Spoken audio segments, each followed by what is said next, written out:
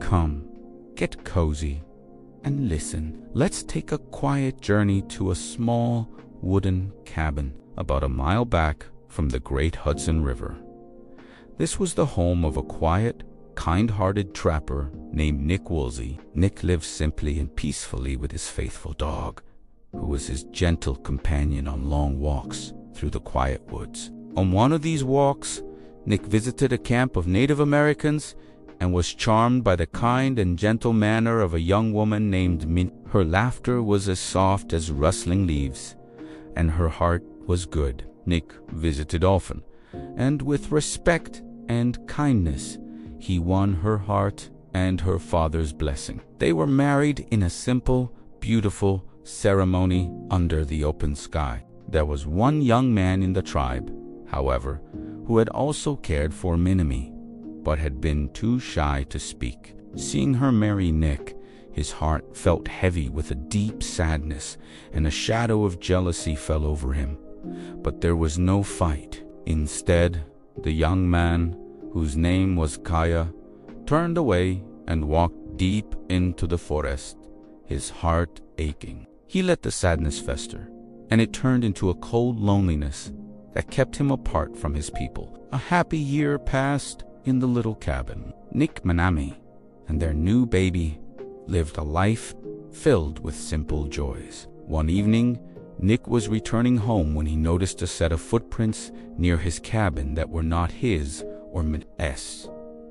A feeling of concern touched his heart. When he arrived, he found his dog whining softly by the door. He entered to find Manami sitting by the hearth, her face pale and her eyes full of a deep sorrow. She was gently rocking their baby, who was safe and sleeping in her arms.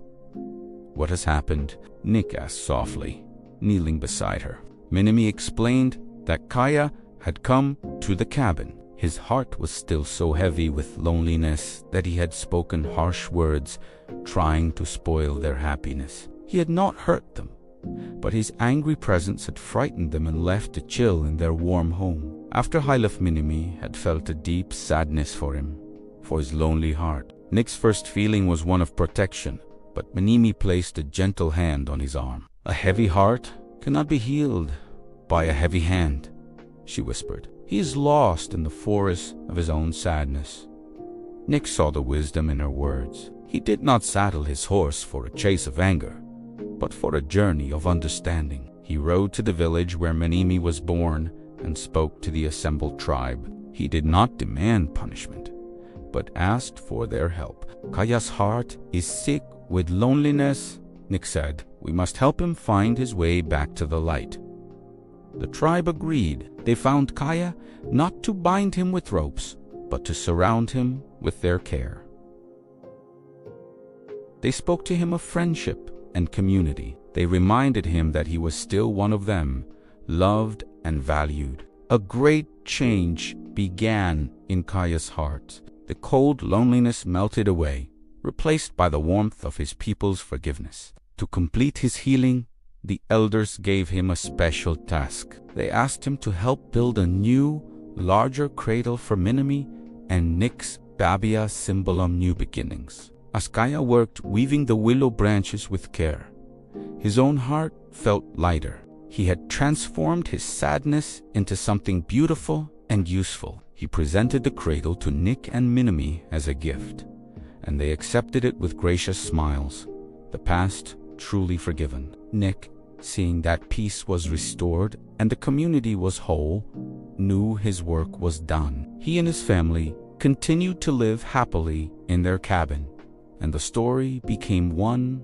not of vengeance, but of how understanding and a gentle heart can heal even the deepest wounds. And as you lie in your bed tonight, let your own heart feel light and free from any heaviness. There is no room for sadness here, only peace. Let your breathing be as soft as the evening wind, and let your thoughts be as gentle as Minnie's lullaby.